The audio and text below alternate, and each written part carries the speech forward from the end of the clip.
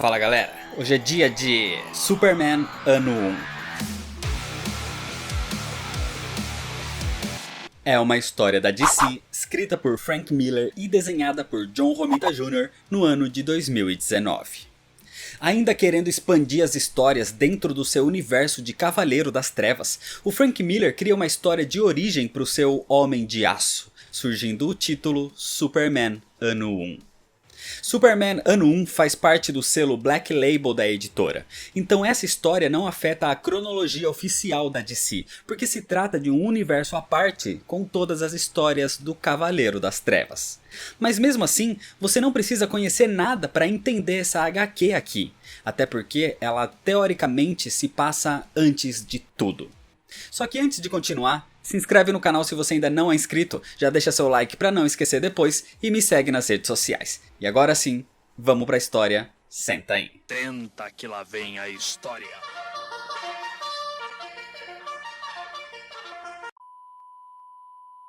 A história começa com um planeta em destruição. Era o fim de Krypton. Um planeta em colapso, uma destruição total, muito barulho e muitas mortes. E no meio disso, o pai e a mãe de um bebê corriam para salvá-lo. Esse bebê era Kal-El.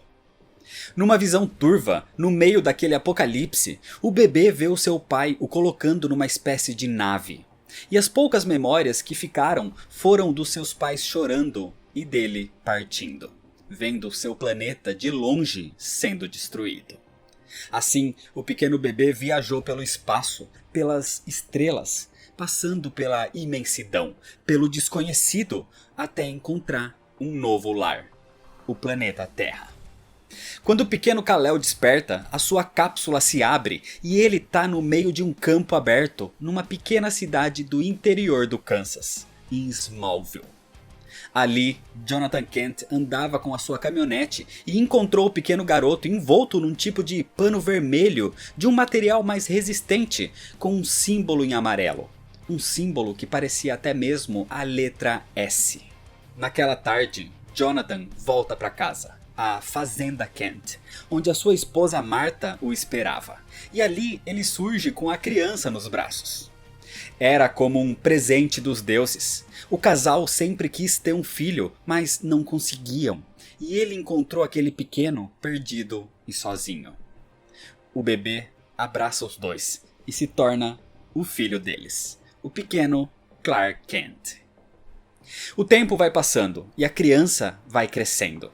E Clark começa a demonstrar uma força extremamente fora do comum. Para os Kent, sabendo que o garoto surgiu dos céus, era algo esperado, mas eles precisavam deixar isso escondido das pessoas do mundo. Com o passar dos dias, Clark vai mostrando saltos imensos. E num jantar, quando Martha lhe dá a papinha que estava muito quente, dos seus olhos aquele calor é expulso e as cortinas da fazenda Kent acabam sendo queimadas. Só que o dia mais estranho, ou melhor, a noite mais estranha, foi quando Clark sonhou que corria por um campo, brincando com um cachorro, e de repente ele voava. Naquela manhã, Clark acordou sozinho no meio de um milharal, sem saber como chegou até ali. Com o passar dos dias, ele ouvia cada barulho que o mundo fazia. Com o passar dos anos, a sua força era cada vez maior. Mas ele sempre foi mantido na fazenda Kent, longe das pessoas que poderiam descobrir que ele tinha algo de especial. Então quando Clark precisou ir para o colégio de Smallville, a preocupação do seu pai era grande. E ele pedia muito para que Clark não ficasse se exibindo, não demonstrasse nada de diferente, ou até mesmo alguém poderia ficar machucado. Clark era querido no colégio, ajudando os colegas e sempre sendo gentil, mas o colégio era separado por grupos, e os seus amigos eram chamados de estranhos. Alguns amigos de Clark, como Pete Ross, sofriam bullying dos valentões da escola, principalmente do maior deles, um garoto chamado Markham. Eles jogavam ovo nos amigos de Clark no caminho do colégio e incomodavam as crianças, até que Clark decide enfrentá-los. Os valentões partem para cima dele por isso, mas Clark só empurra Markham e se defende de um soco de outro garoto, mas isso foi o suficiente para que o garoto tivesse o seu braço quebrado. Com isso, os pais dele e de Clark são chamados no colégio e os dois são punidos. Isso é o que acontecia quando ele se exibia. Alguém acabava machucado. Então naquela noite, Jonathan conversa com Clark e diz que tá tudo bem, mas ele tem que ser melhor. Ele é algo melhor e vai mudar esse mundo só de viver nele. Então, que seja para melhor. E isso faz o garoto refletir. No outro dia, achando que os valentões iriam parar, Clark tem a surpresa de que na verdade tudo piorou. Eles agora atacam seus amigos escondidos como forma de provocação, já que ele não tem provas de quem fez aquilo. Mas existe uma garota na escola que pode ajudar. A garota mais popular do colégio, na verdade. A jovem Lana Lang. Ela tirou fotos de Markham e dos outros garotos num desses ataques. E no ônibus do colégio, ela conta isso para Clark e pede para que ele vá até a sua casa naquela noite para buscar aquelas imagens. Mas naquela noite, alguém chama a Lana do lado de fora da sua casa. Só que esse não era Clark. Era Markham e os valentões que tinham sido informados por um dos garotos que ouviu a conversa no ônibus. Eles destroem as imagens, mas como retaliação, eles querem mais. E avançam para cima de Lana. Só que dos arbustos de onde os garotos se escondiam, eles são puxados e um a um são jogados para longe por alguém desconhecido. Era Clark que estava ali para salvar Lana. E ele a leva voando de volta até a janela do seu quarto. Clark tinha se exibido para ela, mas sem dar muitas explicações, ele simplesmente a deixa e vai embora dali. A partir do outro dia, Clark e Lana se aproximam mais ainda. E sem esconder os seus poderes dela, os dois mantêm juntos esse segredo e começam a se apegar cada vez mais, até que isso se torna um namoro. O primeiro amor da vida de Clark Kent.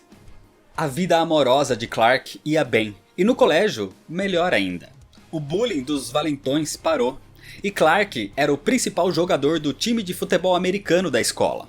Ele era um bom filho e ajudava Jonathan na fazenda, mas Clark pensava no que faria depois do ensino médio. Ele queria conhecer o mundo e conhecer o seu mundo algum dia. Ele sabia que podia fazer da Terra um lugar melhor, então ele decidiu se alistar na Marinha. E já no próximo dia ele tinha que ir embora. Naquela noite então, ele conta isso para sua mãe, que fica extremamente triste, mas ela sabia que algum dia o seu garoto sairia voando por aí. Inclusive naquela madrugada, ele voa por aí, até a casa de Lana, com quem passa até o amanhecer, se despedindo da sua namorada, prometendo que nunca esqueceria o seu primeiro amor.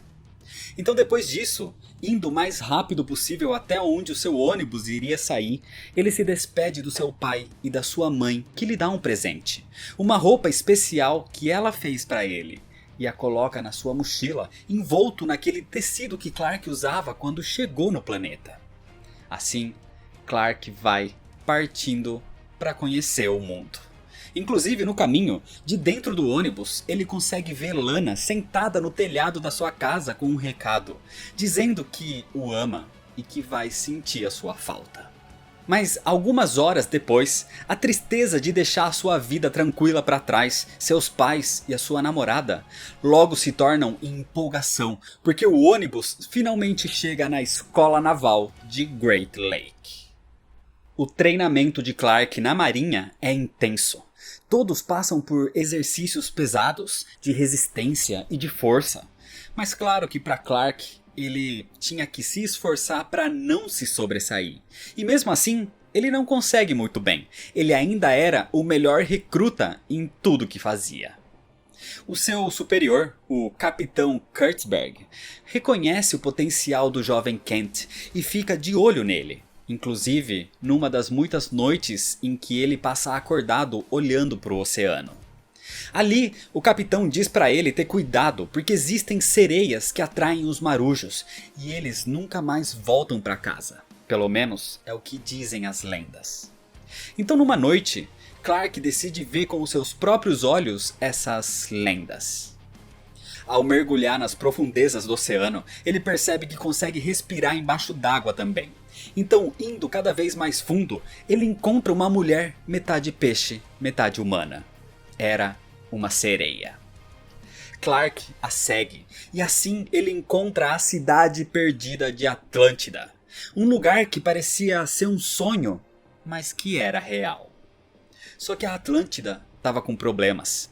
Um tipo de submarino tinha sido abatido e na queda destruiu grande parte da cidade.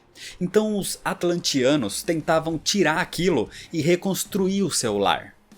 Assim, ao ver esses seres em dificuldade, Clark os ajuda com a sua força elevada, o que impressiona os habitantes daquele mundo subterrâneo, principalmente uma sereia, a belíssima Lori Lemares. Ela conversa com Clark telepaticamente e os dois têm uma grande conexão, mas ele precisa ir embora. Ele precisa voltar para o seu mundo. E na volta, o Capitão Kurtzberg vê aquele garoto saindo do meio do oceano com um sorriso no rosto. Os treinos dos recrutas continuam até que um certo dia a missão era real. Foi recebido um chamado de urgência de um petroleiro que foi invadido por criminosos. Um grupo então liderado pelo Capitão Kurtzberg se infiltra na embarcação, onde encontram a tripulação toda assassinada e terroristas no controle. Mas o esquadrão dele estava bem treinado e seguem avançando, acabando com todos até chegar na sala de controle. Clark consegue ver todos que estão ali, até mesmo através das paredes. Tudo parecia bem encaminhado e cada um do grupo atira em um dos inimigos. Mas Clark não consegue. Ele se recusa a matar. Assim, aquele criminoso saca uma granada e, sem escolha, a ativa. Tudo iria pelos ares porque Clark não seguiu o comando do seu capitão. O Capitão Kurtzberg ordena que todos saiam o mais rápido possível. Por mais que soubesse que seria inútil, toda a embarcação explodiria com isso. Então Clark tira a granada da mão daquele homem e a segura com as suas mãos. E quando ela explode, o impacto é contido por ele, evitando o pior. Mas o Capitão Kurtzberg viu isso. E Clark diz que foi sorte, a granada tinha falhado. Com tudo resolvido, depois desse ocorrido, mesmo Clark tendo evitado a morte de todos numa explosão, mesmo ele sendo o melhor recruta, tudo aconteceu porque ele não seguiu a ordem do seu superior. Assim, Clark Kent é expulso da marinha. E mesmo reconhecendo tudo que aquele garoto fez, o Capitão Kurtzberg não conta o que viu. Apenas lhe diz, na sua despedida, para que use bem todo aquele talento. Assim, Clark vai embora, mas não para uma estrada, e sim para o mar. Ele caminha até mergulhar, porque ele vai voltar para Atlântida para reencontrar Lori Lemares. Assim, os dois se encontram. Ela não tinha parado de pensar nele desde o dia que ele se foi. Eles estavam apaixonados. Então Lori diz que, para ele ser aceito ali, ele precisa conhecer o seu pai, o deus dos mares, o grande Poseidon. E lembrando de um presente que a sua mãe lhe deu antes dele partir, ele usa aquele traje mais elegante como seu novo uniforme.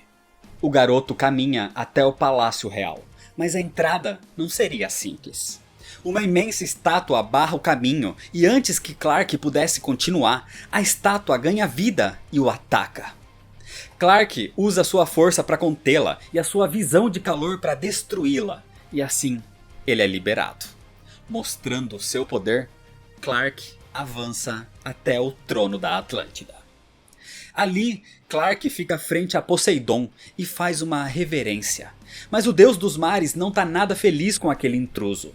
Mesmo que as suas intenções sejam boas com Lori, Poseidon acredita que ele está ali para tomar a sua filha e o seu trono. Então ele deveria se provar. Poseidon assim envia enguias, exércitos e até mesmo o poderoso monstro marinho, o Kraken. Só que por mais que isso fosse imenso para qualquer um, Clark resistia a tudo. Ele se mostrava como um homem de aço.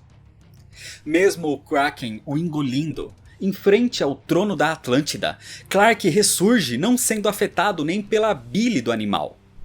Ninguém nunca sobreviveu a isso, mas o Homem de Aço sobrevive. E não só a isso, porque um segundo Kraken aparece e o golpeia com toda a força. Mas mesmo assim, nenhum arranhão. Aquele homem com 2 pernas, que desafiou o poder de Poseidon, se torna uma lenda em Atlântida.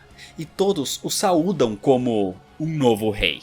Com isso, Poseidon deixa o seu trono e vai embora dali, deixando Lori e Clark juntos finalmente. Algum tempo depois, as coisas mudam. Um sonar se aproxima da Atlântida e nele uma mulher procurando por uma matéria jornalística. Era Lois Lane. O seu sonar é atacado por mísseis dos atlantianos e começa a se quebrar. A mulher lá dentro se afoga, mas Clark não vai permitir que alguém morra assim. Então ele a salva e a leva para a praia mais próxima. Ele consegue salvá-la, mas ela fica em choque ao ver aquele homem que a leva voando. Mas naquela praia, Clark sente a presença de outras pessoas também. Eram soldados o esperando. Assim, Clark deixa Lois no alto de uma árvore, porque primeiro ele precisava lidar com aquilo. Os soldados querem entender quem é aquele ser e o atacam. Atiram, tentam eletrocutá-lo, mas nada surte efeito. Então Clark, simplesmente com a areia da praia, nocauteia a maioria deles. Com isso controlado, ele volta sua atenção para Lois, ainda em choque com o afogamento. E pelos seus documentos, ele entende que ela é uma repórter do Planeta Diário e a leva dali, sã e salva, até Metrópolis. Com tudo isso, Clark decide agora viver na cidade grande e procura um emprego exatamente como jornalista no Planeta Diário. Como sempre, ele precisa manter as suas habilidades e até o seu intelecto um pouco mais contido para não se exibir, como seu pai dizia. E mesmo assim, ele consegue impressionar na sua entrevista de emprego. Metrópolis é bem diferente de Smallville. Era um lugar bem cheio, então era fácil ser só mais um ali. Mas mesmo assim, ele precisava de um disfarce se ele iria continuar ajudando as pessoas como um super-homem. Então, mudando um pouco a aparência com óculos e um chapéu, o seu disfarce vai ser exatamente Clark Kent.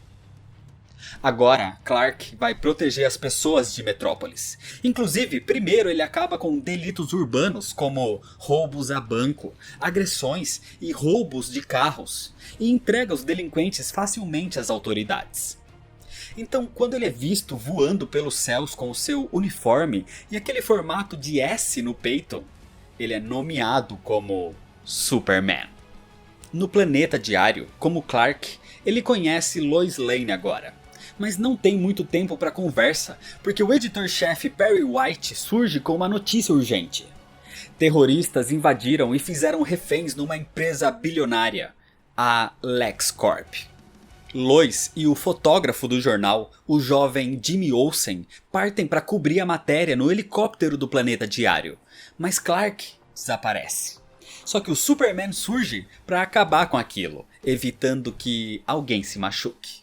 Facilmente, o Superman acaba com os criminosos e libera os reféns. O problema é que o próprio dono da LexCorp estava ali na torre, no seu escritório, e nesse momento surge Lex Luthor. Nem um pouco contente ou impressionado com o Superman. Assim, o Homem de Aço entende como aqueles criminosos invadiram a LexCorp tão facilmente. Aquilo era obra de Lex para atrair a sua atenção. Lex o chama para conversar, dizendo que os dois compartilham da mesma paixão pela lei e pela ordem.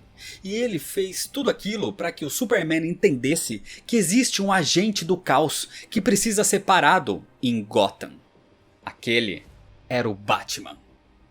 O Batman é um vigilante em Gotham e, como diz o Superman, ele pega pesado, porque Gotham é pesada.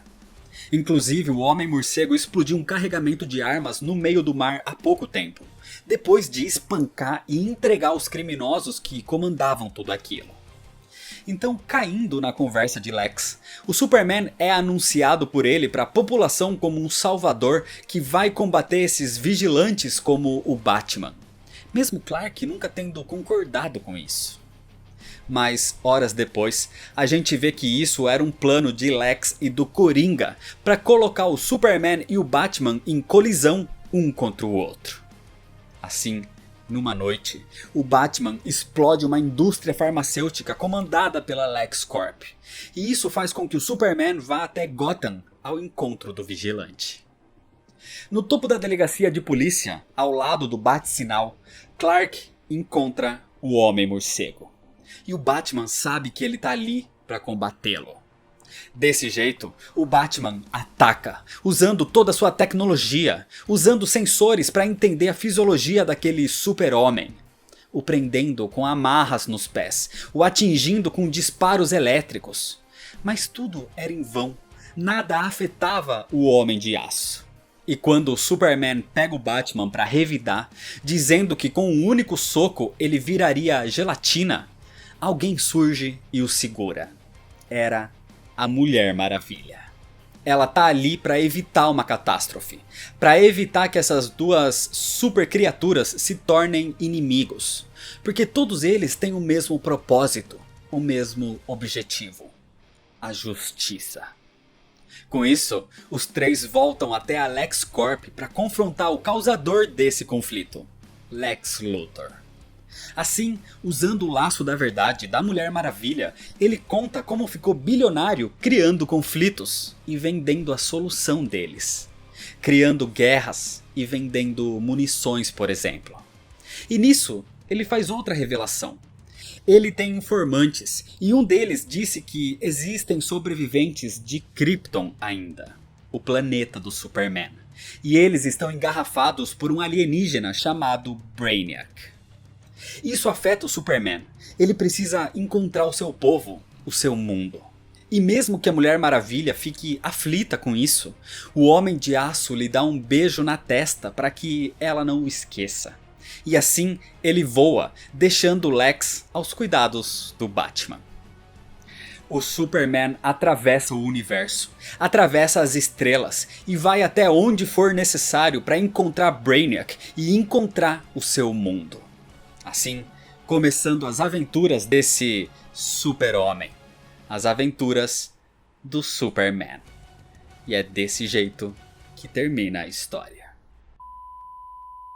Superman Ano 1 é uma tentativa de expandir ainda mais o universo do Cavaleiro das Trevas de Frank Miller. E mais uma vez, o resultado não é nada bom. A história trata da origem daquele Homem de Aço da HQ original de 1986. Então, por não se tratar da linha do tempo tradicional, a HQ recebeu o selo Black Label, até mesmo podendo abordar assuntos considerados mais adultos na sua trama. O Frank Miller criou o Ano 1 do Batman logo depois de revolucionar a indústria com o Cavaleiro das Trevas, e aquilo foi algo fantástico. A origem definitiva do Homem-Morcego. Quando ele se juntou com o John Romita Jr. na Marvel nos anos 90 para fazer a origem do Demolidor em O Homem Sem Medo, eles também fizeram algo fenomenal. Então a junção desses dois nomes com o título Ano 1 era algo de muita expectativa. O que já é algo ruim, porque altas expectativas causam altas decepções. Mas mesmo sem uma expectativa alta, ler Superman Ano 1 é algo extremamente cansativo, maçante e torturante. A arte do John Romita Jr. é algo muito peculiar, porque tem gente que ama e tem gente que odeia. Eu particularmente não gosto do estilo de arte dele, e aqui parece que ele se esforçou para ser pior ainda. Sem capricho nenhum e totalmente com falta de proporções nos personagens. Mas isso nem é o pior. O pior mesmo é o roteiro. Uma história de origem do Homem de Aço que não acrescenta nada. Tentando retomar um romance com uma sereia que aconteceu na Era de Ouro, que é sem sentido nenhum. Aliás, coisas sem sentido e sem explicação é o que mais tem aqui. Um bebê que cai do céu e ninguém se importa em simplesmente ficar com ele. Depois que vai embora, ele esquece totalmente do que viveu em Smallville. O Superman faz o que faz para conseguir ficar com a sereia, para na próxima página abandonar o lugar. E várias coisas desse tipo. E a narrativa não ajuda em nada também, porque se alonga em momentos chatos e sem impacto nenhum. Tem um ritmo entediante, tentando criar diálogos mirabolantes que servem pra nada. E com a chatíssima mania agora de repetir frases de novo e de novo. Superman Ano 1 é uma grande decepção para quem espera muito do título, do autor, do artista e do universo de Cavaleiro das Trevas. E é algo entediante também para quem não esperava muita coisa. Então, mesmo com uma expectativa bem baixa, você vai se deparar com uma história mal escrita, uma qualidade média para baixo. Infelizmente, sendo algo totalmente medíocre de um homem que já foi considerado um gênio dos quadrinhos. Então é isso, se você ainda não é inscrito, se inscreve no canal, deixa seu like se você gostou, me segue nas redes sociais para ficar por dentro das novidades e compartilhe esse vídeo com seus amigos. Muito obrigado, valeu e até mais.